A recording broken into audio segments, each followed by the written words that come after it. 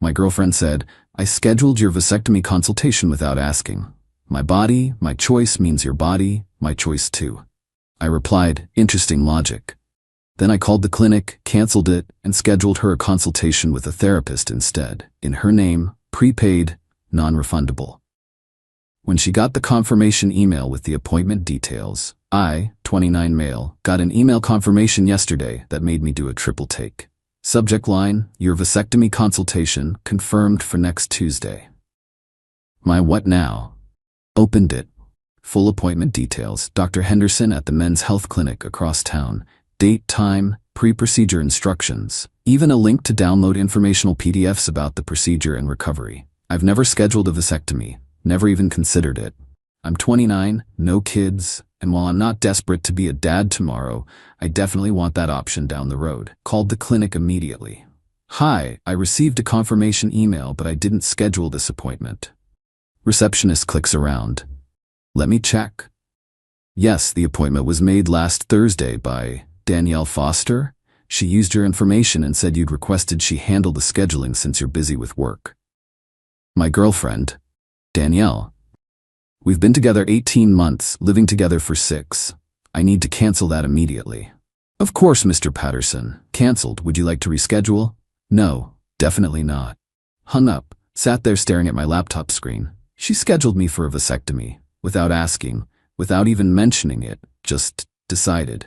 Danielle got home around 6 p.m. I was making pasta, acting normal, needed to see how this played out. Hey babe, she kissed my cheek, grabbed a wine glass. How was your day? Interesting, got a weird email. Oh yeah, pouring wine, not really paying attention. Confirmation for a vasectomy consultation. Next Tuesday. Any idea how that happened? She froze for half a second, then turned with this bright smile. Oh good, the clinic got back to you. I wasn't sure how long it would take.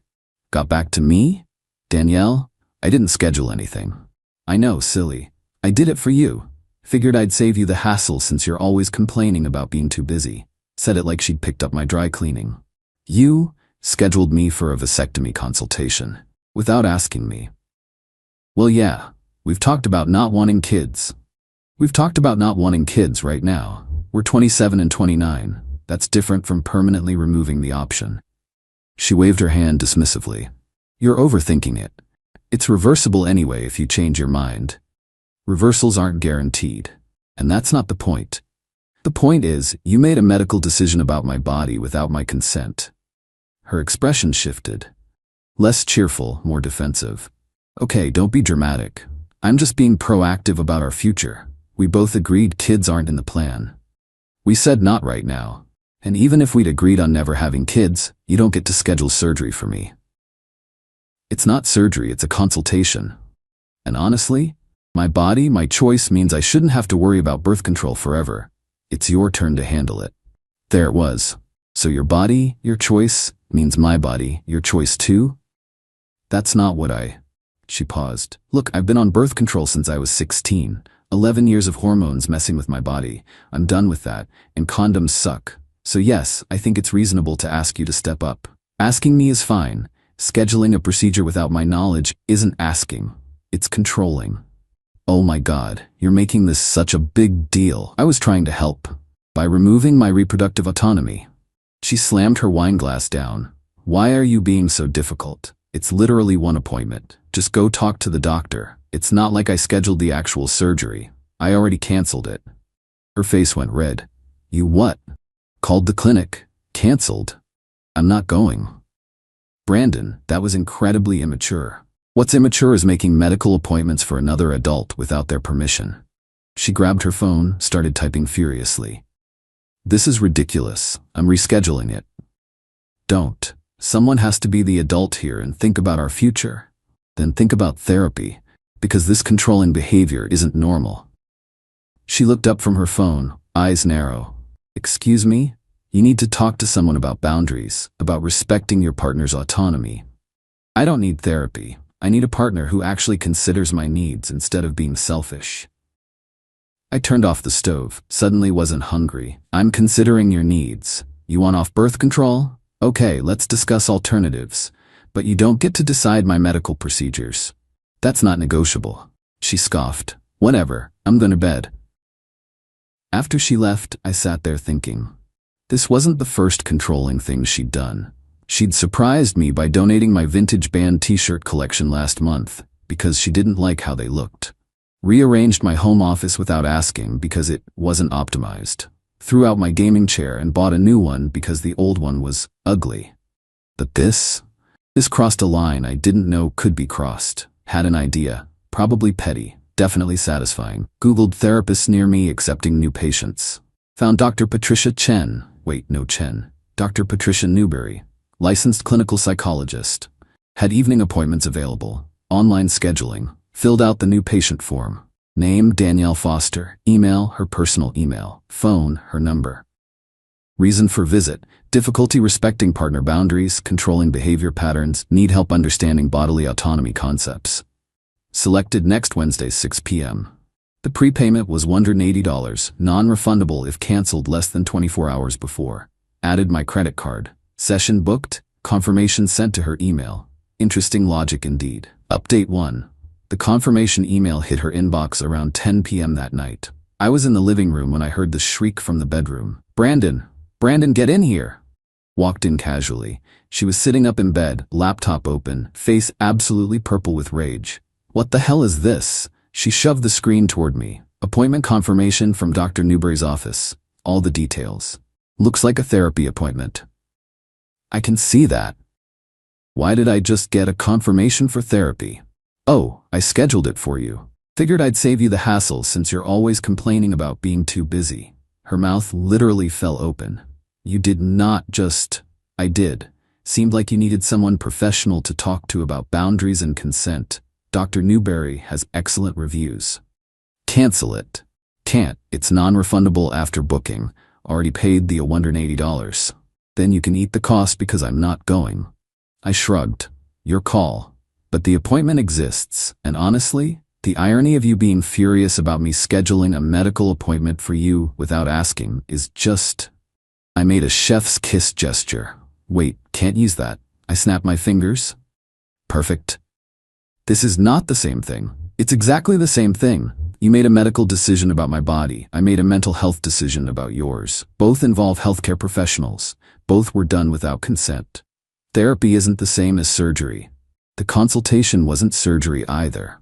That's what you said, remember? It's just a consultation, not a big deal.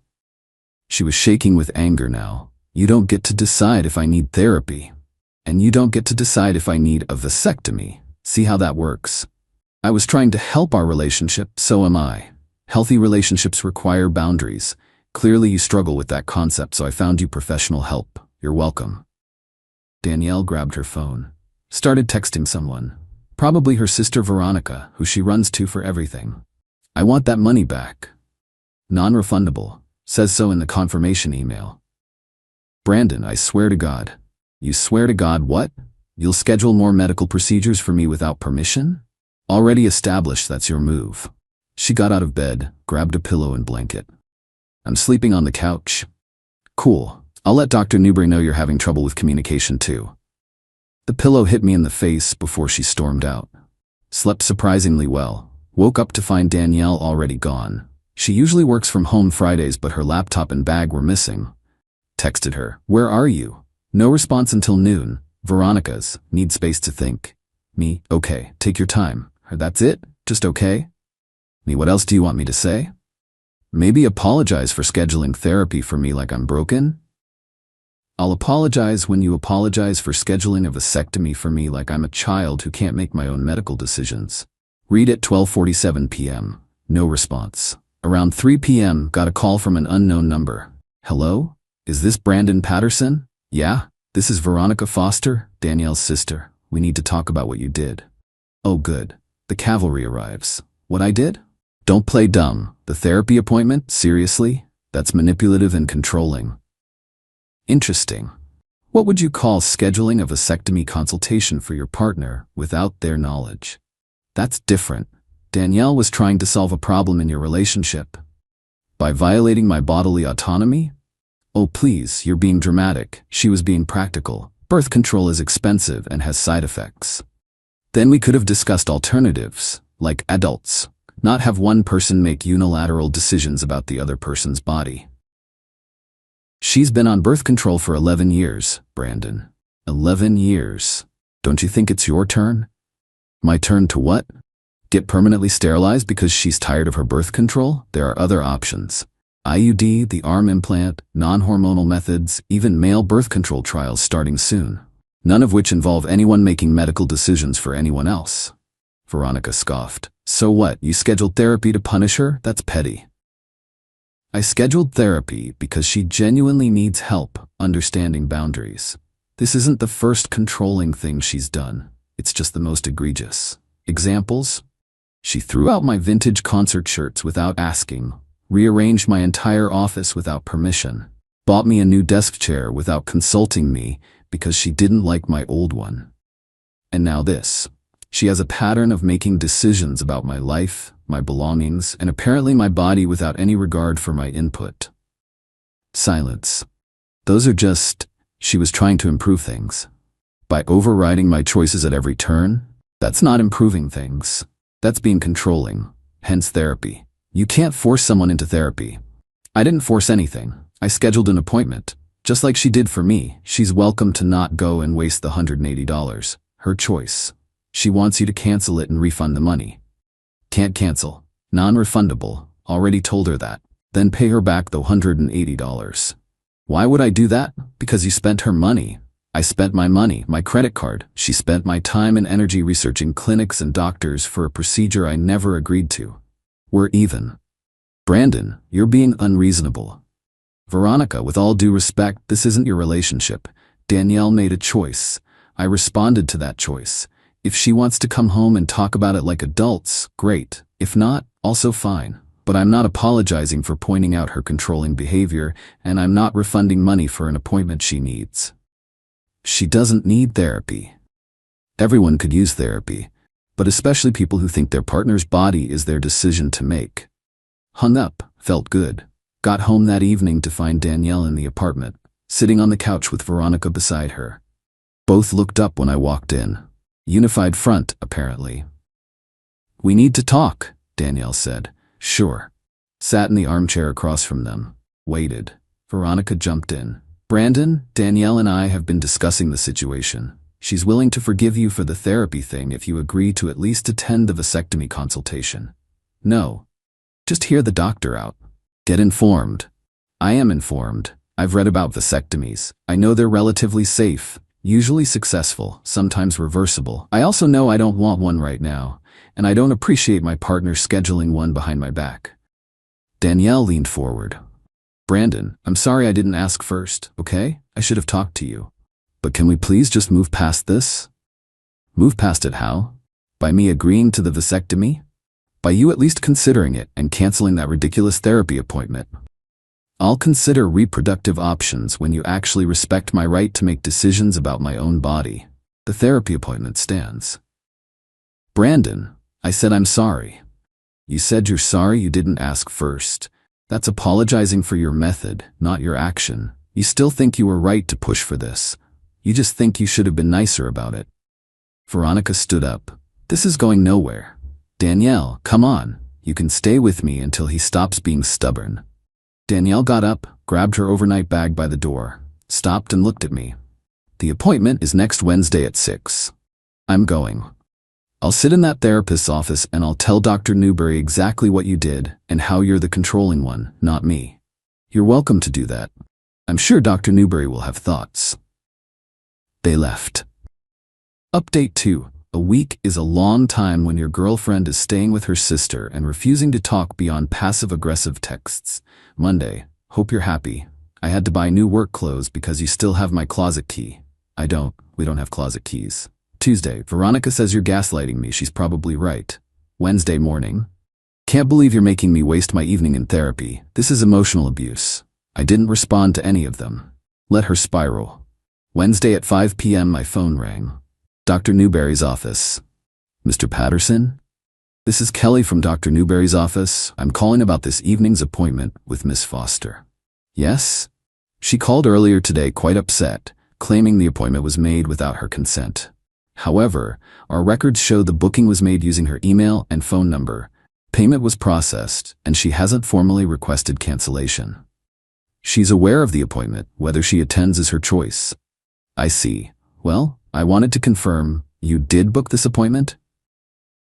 I did, as a response to her booking a medical appointment for me without my consent. It was meant to illustrate why that behavior is problematic. Pause. That's certainly an unconventional approach to couples conflict. Unconventional situation. Mr. Patterson, I need to be clear, we can't force anyone into therapy. If Miss Foster arrives and doesn't want to be here, we'll respect that. However, the fee is still non-refundable. Understood. One more thing. If she does attend, would you like her to sign a release so Dr. Newberry can discuss the session with you? No. Her therapy is her business. I just wanted her to have the option available since she clearly needs help with boundaries. Another pause. All right then, thank you for clarifying. 6:45 p.m. I got a text from an unknown number with a photo attached. It was Danielle, sitting in what looked like a therapist's office.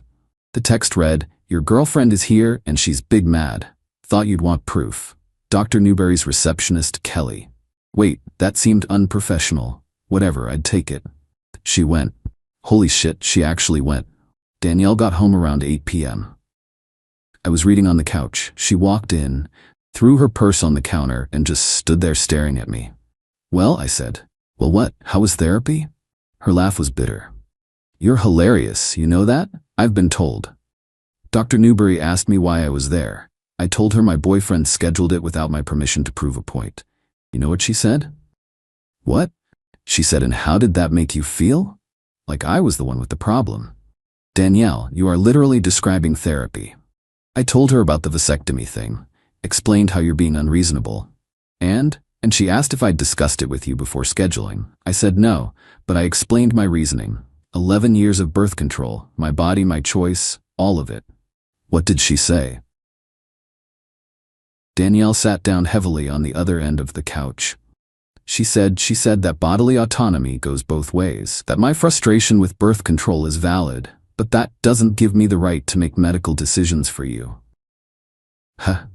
Then she asked if I understood why you scheduled the therapy appointment. I said yes, to be petty and prove a point. She said no, probably to make me understand how violating it feels to have someone else make healthcare decisions for you. Smart lady. Brandon, I spent $180 in an hour of my evening being told I was wrong. Was it helpful? She was quiet for a minute. Maybe. I don't know. She wants me to come back next week. Are you going to? The next session isn't prepaid, so that's my choice. Yep, I'm still mad at you. I'm still mad at you too. She pulled her knees up to her chest, looked smaller suddenly. I really hate hormonal birth control. It makes me feel crazy. My skin breaks out, I gain weight, my mood is all over the place. Then let's talk about other options, together, like partners. What if none of them work? What if we try everything and it's just not sustainable? Then we figure it out. But Danielle, you can't just decide for both of us. That's not how this works. I know. Dr. Newberry made that very clear. We sat in silence for a while. I'm sorry, she finally said. Really sorry. Not sorry I didn't ask first. Sorry I thought I had the right to decide at all. Thank you. Are we okay? I don't know yet. This isn't just about the vasectomy thing. It's the pattern, the t-shirts, the office, the chair. You keep making decisions about my life without involving me. I know. That needs to stop. I know. For real this time. She nodded, wiped her eyes. Dr. Newberry said I have control issues. Something about childhood stuff, my parents' divorce, blah blah. Wants to work through it? You should. Will you come with me? Not to my session, but like, maybe couples counseling? Maybe, if you actually commit to addressing this. I will, I promise. We sat there a while longer. Things felt fragile but not broken. Not yet. For what it's worth, she said quietly, scheduling the therapy thing was brilliant. Evil but brilliant. Learned from the best. She threw a pillow at me, managed a small smile. Final update. It's been 3 months, figured I'd close out this saga. Danielle did go back to therapy, has been going weekly. Dr. Newberry diagnosed her with what's apparently called anxious control patterns. Basically, when you feel out of control in your life, you try to control everything around you. Her parents' messy divorce when she was 13 messed her up more than she realized. She's working on it. I can see the difference. Small things, like asking before rearranging stuff, checking with me before making plans that involve both of us, actually listening when I say I don't like something. The big things too. She brought up the birth control thing again 2 weeks ago, but this time we actually talked about it. Turns out her doctor had suggested an IUD years ago, but Danielle was scared of the insertion pain. We researched together, read reviews, watched videos. She decided to try it. Got it done last week. Said the pain wasn't as bad as she'd feared and she already feels better being off the hormones. I offered to come to the appointment with her. She said no, she needed to do it herself, but she appreciated the offer. Progress. We started couples counseling too, every other week. It's awkward and uncomfortable and sometimes we leave sessions mad at each other. But it's helping. We're learning how to actually communicate instead of just assuming we know what the other person wants. The therapist asked me why I didn't just leave after the vasectomy thing. Honest answer? Because despite the control issues, Danielle's funny, smart, ambitious, and when she's not trying to run my life, I really love being with her. People are flawed. Relationships take work. I'm willing to put in the work if she is. She asked me the same question. Why didn't I leave? She said because I called her out instead of just accepting it. Because I made her see how screwed up her behavior was without being cruel about it. Because the therapy thing, while petty, showed her I wasn't going to be a doormat. You're the first person who actually pushed back, she said in session. Everyone else just let me steamroll them. My ex-boyfriends, my friends, even Veronica. You're the first person who said no and meant it. The couples therapist nodded. Boundaries are healthy. They're not punishment, they're respect. We're not perfect. Had a fight last week because she bought groceries without checking what we needed first, and half of it went bad. But she caught herself mid-argument, stopped and said, "You're right. I should have asked what you wanted." That's growth. Veronica still thinks I'm controlling. She sent me a long text after finding out about couples counseling saying I was manipulating Danielle into thinking she was the problem when clearly we both had issues. I sent back, "You're right, we both have issues. That's why we're both in therapy. Thanks for your concern." Blocked her number after that. Don't need her commentary. The therapy appointment thing still comes up sometimes. Danielle's friends think it was manipulative. My friends think it was genius. Our couples therapist thinks it was an unorthodox but effective boundary enforcement that worked in this specific situation but shouldn't become a pattern. Fair enough. Am I happy? Mostly. Some days are hard. Trust takes time to rebuild. But I'm not walking around wondering what decisions she'll make for me next. That's worth something. Danielle's making dinner right now. She asked what I wanted. Small thing. Huge thing. We're getting there. My girlfriend said, "I'm keeping the apartment. You can crash with your parents." After I paid the deposit and 10 months of rent. I replied, "Interesting plan." Then I called the landlord, my uncle, and explained the situation. When she got the 24-hour eviction notice, her panicked calls revealed. Original post I, 29 male, am sitting in my apartment right now. The one my ex-girlfriend Melissa, 27, tried to steal from me yesterday. Still processing everything that went down, but I need to get this off my chest. We'd been together for 2.5 years, living together for the last 14 months in this nice 2-bedroom place downtown. When we first moved in, I paid the entire $3,200 deposit, plus first and last month's rent, because Melissa was between jobs. No big deal, I thought. Couples help each other out, right? Fast forward to this past Tuesday. I come home from work to find Melissa and her best friend Natalie sitting in the living room with papers spread out on the coffee table. Melissa looks up at me with this weird smile. "We need to talk," she says. I sit down and she launches into this whole speech about how we've grown apart and how she needs to find herself. Standard breakup talk, whatever. I'm hurt, but trying to stay calm. Then she drops the real bomb. "I'm keeping the apartment," she announces. "You can crash with your parents for a while. I already talked to them, and your mom said it's fine." I literally laughed. Not a happy laugh, more like a, "Did you really just say that" laugh. "You're keeping the apartment that I've been paying for?" I asked. "Well, I've been living here too," she says, "and I need stability right now. You have family nearby, I don't." Here's what she didn't know. The landlord isn't some random property management company. It's my Uncle Frank, who owns several buildings in the area. The lease? Only my name is on it. Melissa was never added because when we moved in, her credit was trash from defaulting on student loans. Interesting plan, I said, standing up. Let me think about it. I went to the bedroom, closed the door, and called Uncle Frank. Update 1. The next morning, Uncle Frank was, let's say, unhappy when I explained the situation. She's trying to kick you out of your own apartment? The one only you're on the lease for? He actually laughed. Does she think that's how rentals work? I explained that she'd been living there and probably thought that gave her some kind of rights. Frank shut that down quick. She's not on the lease, never was. She's basically been your guest for 14 months. I can have an eviction notice drawn up immediately if you want her out. I told him to give me 24 hours to try handling it myself first. He agreed, but said if she gave me any trouble, he'd handle it the legal way. Wednesday morning, I tried talking to Melissa one more time. She was in the kitchen making breakfast like nothing happened, humming to herself. So about yesterday, I started. Oh good, you've had time to process, she said, not even looking at me. When do you think you can be out? I was thinking by the weekend. The entitlement was astronomical. Melissa, you understand that I'm on the lease, right? Only me?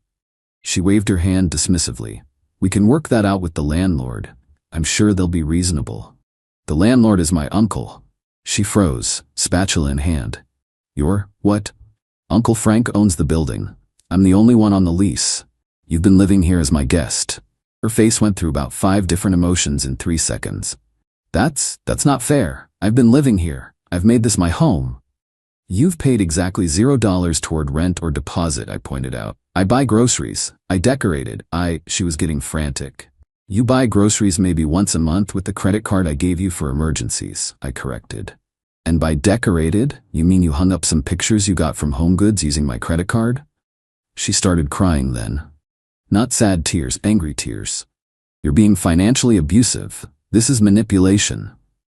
That's when I decided I was done trying to be nice. I texted Uncle Frank, go ahead with the notice. Update 2, Thursday afternoon. The notice was served Thursday at 2 p.m. I was at work, but Melissa sure wasn't. According to my neighbor Derek, who works from home, there was quite a scene. The process server knocked, handed her the papers, and Melissa lost it. Derek said she was screaming in the hallway about squatters' rights and common law marriage. We don't even live in a state that recognizes that, and even if we did, we wouldn't qualify. My phone started blowing up around 2:15. What did you do?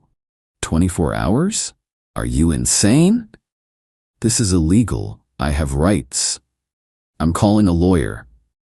You can't do this to me. Then Natalie started, you're seriously evicting her and her? What kind of man does that? She thought you loved her. This is abusive behavior. Then came the call from Melissa's mom, Patricia. I actually answered this one because I'd always liked Patricia. Dennis, she said. She never could remember my name was David. What's this about you throwing Melissa out? I explained the situation calmly. How Melissa had tried to kick me out of my own apartment, how she'd never paid rent, how she wasn't on the lease. Patricia was quiet for a moment. Then, she told me you two decided together that she would take the apartment. No, Patricia. She decided that and told me I could go live with my parents. Oh, another pause. That does sound like something she'd do. She did the same thing to her roommate in college. Wait, what? Turns out Melissa had a history of this. In college, she'd convinced her roommate to move out temporarily during finals week, then changed the locks and kept the dorm room to herself. The roommate had to get the university involved. I thought she'd grown out of that, Patricia said, sighing. I'll talk to her. Update 3, Friday morning. Friday morning rolled around, and Melissa had apparently spent all night consulting with every legal expert she could find. Her Instagram stories were full of legal advice posts and know your rights infographics. She confronted me at 7 a.m. with a printed stack of papers. According to these sources, I'm a tenant regardless of whether I'm on the lease. You need to give me 30 days notice minimum. I looked at her papers. They were all from different states, none from ours. Melissa, those are for actual tenants. You're not a tenant. You're a guest who's overstayed their welcome. I get mail here. That makes me a tenant. You get mail here because you used my address without permission. The magazines you subscribe to with my credit card don't make you a tenant. She tried another angle. I'll call the police. They'll side with me. Go ahead, I said. Uncle Frank had already prepared me for this possibility. She actually did it. 2 officers showed up around 9 a.m. Melissa ran to the door, tears streaming. Officers, he's trying to illegally evict me. I live here. The older cop looked tired already. Ma'am, are you on the lease? No. But have you been paying rent? Not technically, but has the legal tenant asked you to leave? She started sobbing harder. This isn't fair. The younger cop looked at the eviction notice. This is from a licensed attorney, properly served. Ma'am, you need to make arrangements to leave by. He checked his watch. 2 p.m. today.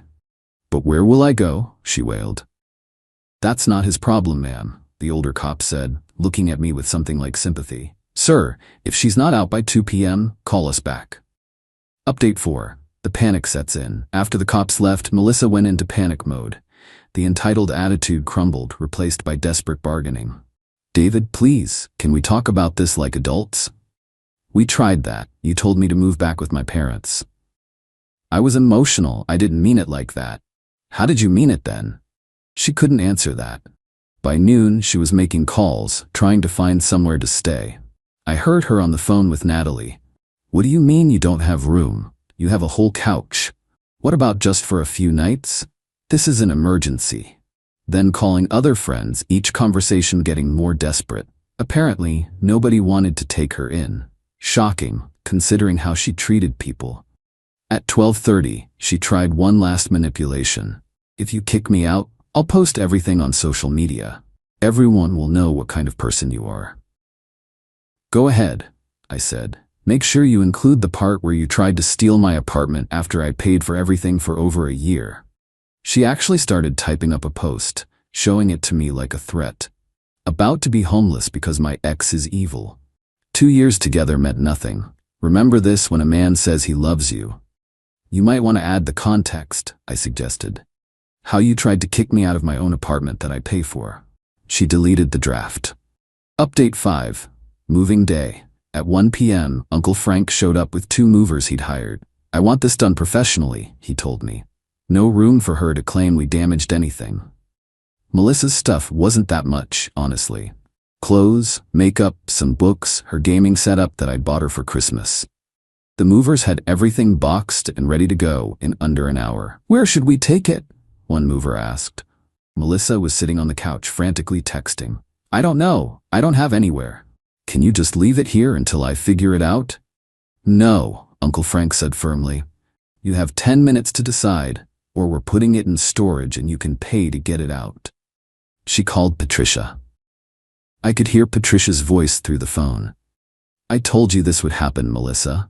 Your dad and I are in Florida for the month. Call your cousin Rita.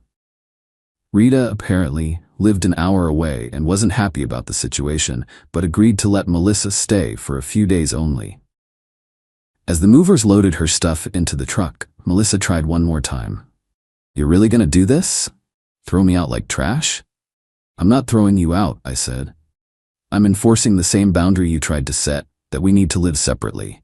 You just assumed you'd be the one keeping the apartment I pay for. But I picked this place. I decorated it. It's more mine than yours. You picked it from the 3 options I could afford. You decorated with my money. And no, living somewhere rent-free doesn't make it yours. She grabbed her purse and headed for the door, then turned back. You'll regret this. You'll miss me and beg me to come back. I'll miss who I thought you were, I admitted, not who you actually are. Update 6, the aftermath calls. The calls started that evening. First was Natalie. She's at Rita's crying her eyes out. How can you live with yourself? Pretty comfortably in my apartment that I pay for, I replied. You're heartless. She loved you. She loved my wallet and free accommodation. When it came time to break up, her first move was trying to steal my home. She wasn't stealing. She thought she could take advantage of me one more time. She thought wrong. Then came a call from a number I didn't recognize. It was Melissa's friend group on speaker. We just want you to know that we all think you're disgusting, one voice said. For not letting my ex steal my apartment? For making a woman homeless? She's not homeless, she's at her cousin's. And she's there because she tried to make me homeless. That's different. You have support? So does she, apparently. You all seem very concerned about her. I'm sure one of you will offer her a place to stay. Silence. Then they hung up.